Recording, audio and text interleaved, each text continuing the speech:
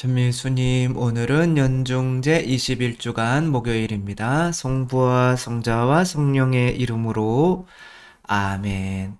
오늘 복음 말씀은 우리 심판 때, 어, 심판이 이제 어떻게 이루어지는가, 무엇보다 깨어있으라고 말씀을 하시죠. 당신이 일을 시켜놓고 언젠가 이렇게 오실 텐데 그 일을 잘 하고 있으면 구원을 받고 일을 못 하고 있으면 이제 구원을 못 한다는 거죠. 우리 각자는 하느님에게 어떠한 일이 맡겨진 사람들이죠. 이것을 뭐라 그러냐면 파견받았다 그렇게 이야기를 하죠. 우리 각자는 뭐 저는 사제로서 대부분은 이제 영혼을 구원하는 일에 파견을 받은 거죠. 나는 영혼 구원하는 일 하느님한테 파견 안 받았는데요. 큰일 납니다.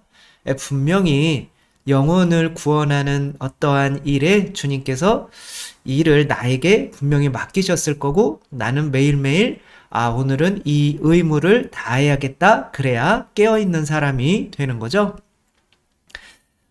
깨어 있어라. 주인이 이제 언제 올 줄 알면 준비하고 있겠지만 분명히 모른다. 주인이 언제 올지. 그러니까 매일매일 맡겨진 소명을 다하라는 거죠. 그 맡겨진 소명이란 바로 식솔들에게 양식을 내어주는 것인데 그 양식은 구원에 필요한 양식은 바로 은총과 진리를 의미하죠. 예수님께서 매일매일 세상에 오셔서 우리에게 해주신 것이 바로 우리에게 필요한 은총, 당신의 살과 피, 그 다음에 진리, 당신의 말씀의 가르치심을 끊임없이 이렇게 주고 계셨던 거죠. 우리 각자는 자녀들에게나 혹은 배우자에게나 혹은 성당에서나 누구에게나 반드시 하느님께서 이 일을 맡기신 거죠. 그러나 동료들을 때리고 술꾼과 어울려 먹고 마시면 절단난다. 이런 내용이 이제 오늘 내용인데 오늘은 그런 생각을 좀 해봤어요. 왜 그냥 당신이 전능하시잖아요. 그러면 전지전능하시면 당신이 하면 되지. 왜 우리한테 굳이 이런 일을 맡기시는가? 당신이 하면 되잖아요. 에덴 동산에서도 짐승들의 이름을 당신이 지어주면 되잖아요. 그리고 당신이 그냥 알아서 선악과 한 그루 그냥 가져가시면 되잖아요. 걷어서. 왜 우리가 굳이 그 일을 하도록 시켜놓고 안 하면 쫓아내시는가? 그것을 이제 한번 생각을 해보면, 이제 뭐, 금쪽 같은 내 새끼에 굉장히, 뭐, 오랫동안, 그 다음에 잘 고쳐지지 않는, 이 아이에 대해서 나왔죠.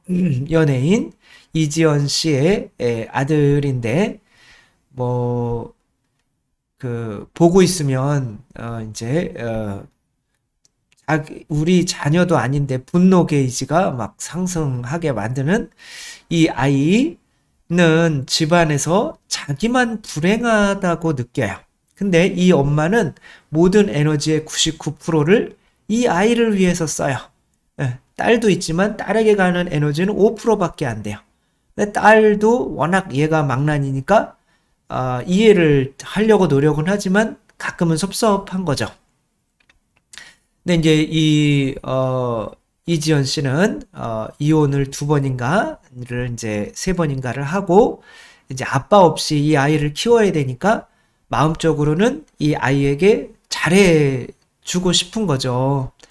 아빠 없는 아이라는 소리를 듣게 하고 싶지가 않은 거죠. 그러니까, 잔소리가 많아지겠고, 이제 근데 이 아이는 딸은 버티는데 아들은 버티지 못하는 이런 상황. 뭐 이런 내용이 되게 많아요. 또 이 친구도 아빠 없이 엄마가 이제 키우고 있는데 딸이랑 누나랑 남동생은 잘 커요. 근데 얘만 특별히 깨울 때 특별히 아침에 깨우거나 아니면은 그냥 너무 막무가내고 엄마를 때려요. 그러니까 엄마 발이 시커멓게 이렇게 멍이 들 정도로 때리고 심지어는 엄마가 말리면 엄마 발에다가 이렇게 쉬를 지려 오줌을 싸기도 하고 하는 거죠. 도대체 엄마는 어떻게 자녀를 잘 못 키우려고 하는 엄마는 없죠.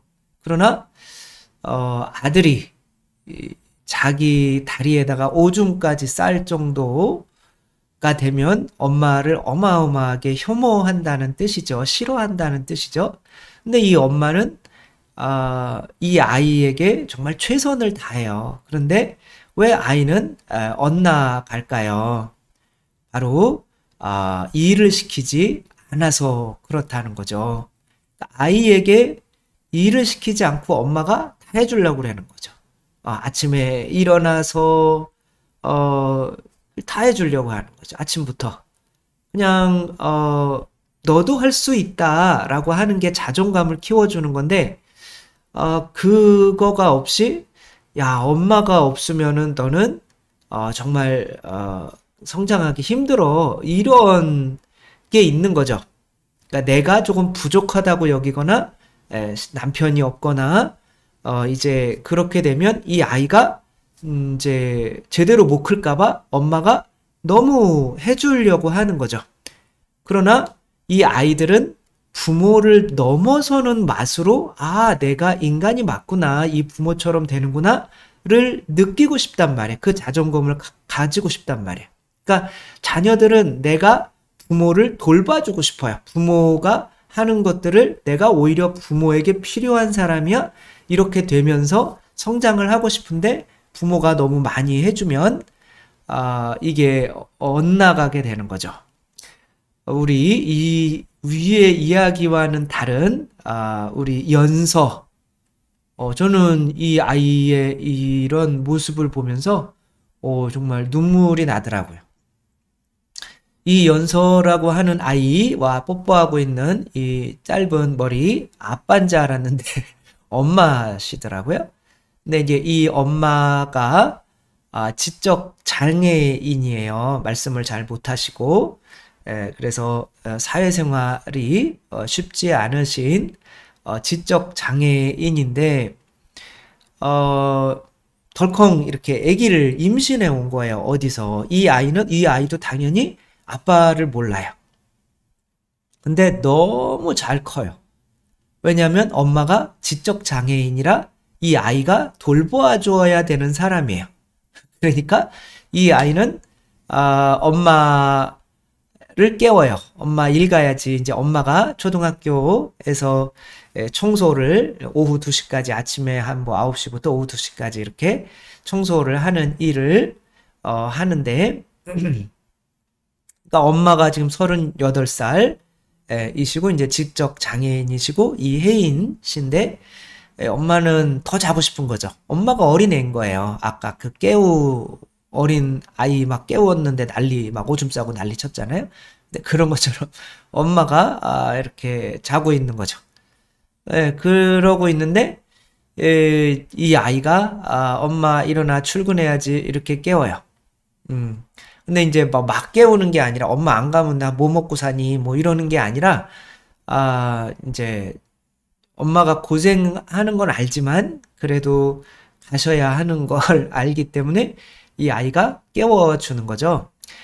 물론 이제 음식은 할 수가 없기 때문에 할머니가 이제 도시락을 이렇게 싸주면 이제 이 아이가 그 도시락을 가방에 넣어서 이제 엄마를 기다리죠. 엄마가 씻기를 기다려요.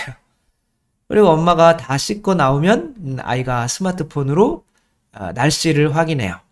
엄마 오늘 더운데 조금 시원한 거 입어도 될 것 같은데 엄마가 이제 모르겠어요. 이 정도는 볼 수 있을 것 같은데 이제 이 아이가 이만큼 엄마를 챙겨주는 거죠.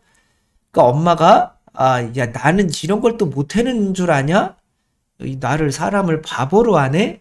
이렇게 하지 않고 딸이 해주는 거를 다 받아줘요. 엄마 옷 갈아입어야겠는데? 그럼 옷 갈아입고 더 시원한 옷으로 갈아입고 나간단 말이에요. 그래서 엄마 갔다 올게.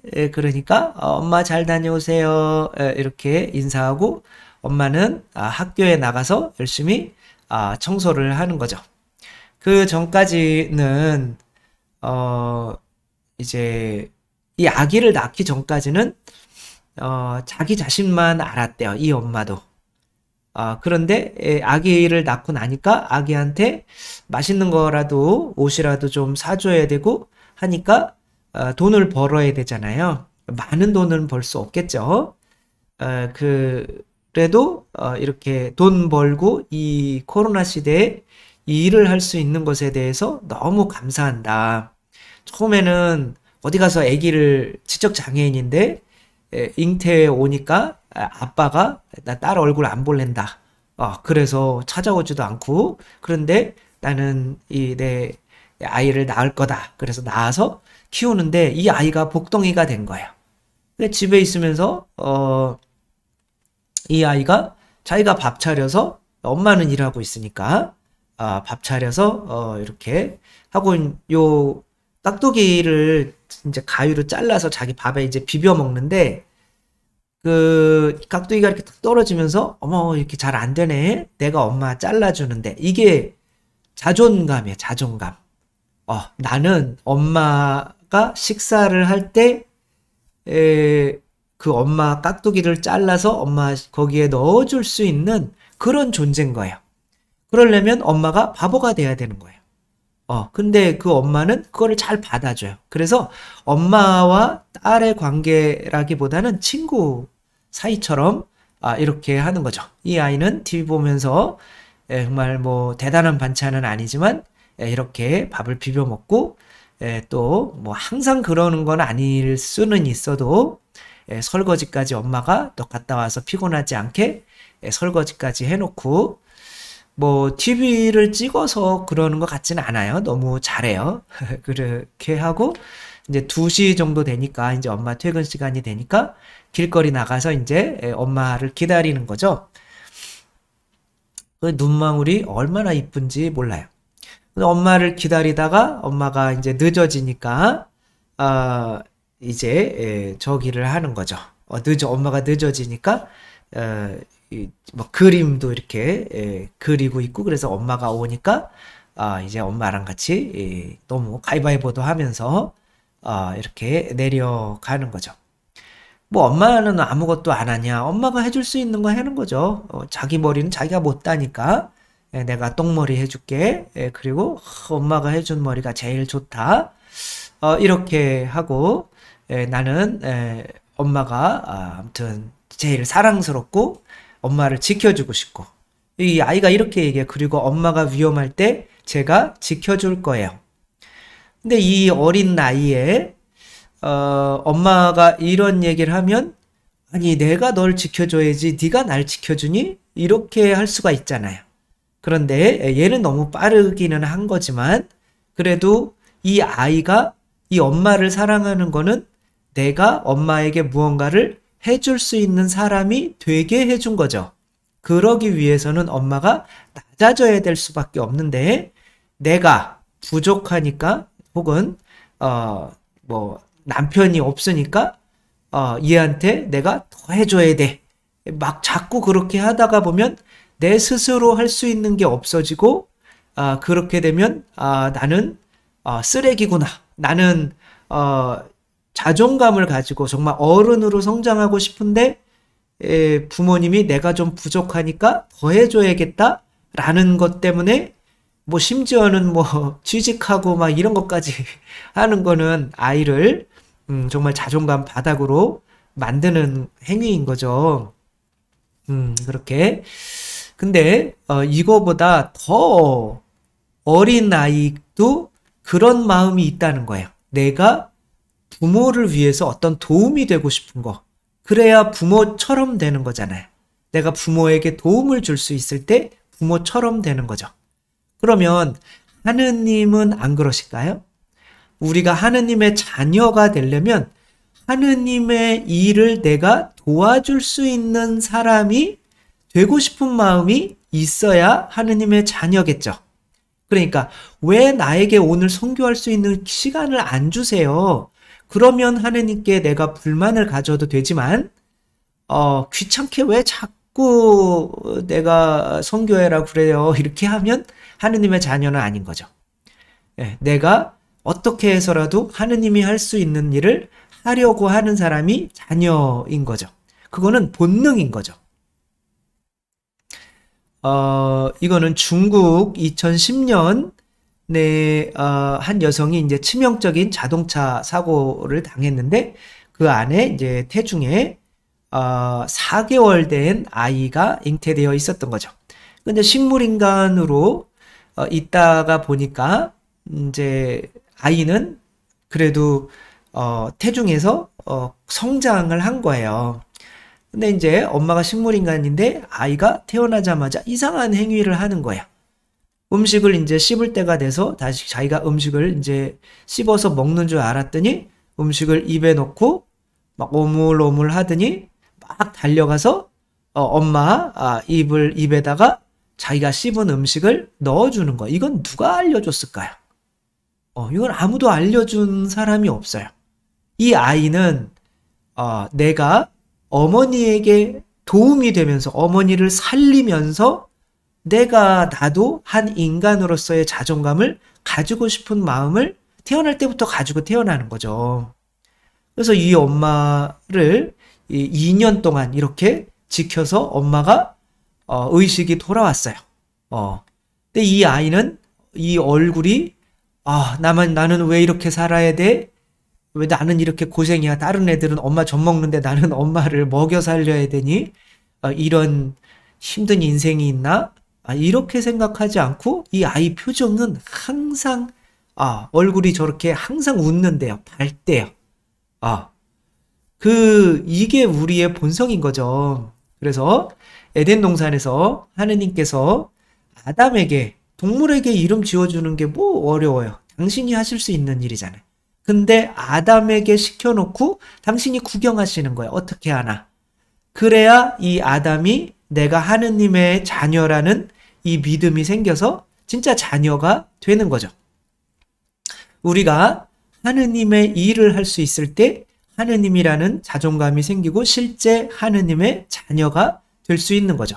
그래서 이 세상에서 하느님께서 모든 일을 다 하실 수 있는 전능하신 분이시지만 그래도 이 일을 시켜놓고 이렇게 떠나시는 거는 그 일이라는 게 양식을 주는 거죠. 그 양식은 당신이 주는 거잖아요. 저희에게 일용할 양식을 주시고 근데 그 양식을 우리에게 주라고 한단 말이에요.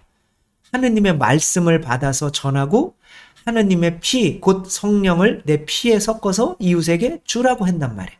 이거는 하느님의 일인데 왜 우리한테 시키세요? 이게 아니라 내가 정말 하느님의 자녀가 되고 싶은 마음이 있다면 나도 하느님처럼 할 수 있어야 되잖아요. 그 소명을 주신 거죠. 그러니까 오늘은 도대체 내 양식을 어떤 식으로 이웃에게 주어야 할까?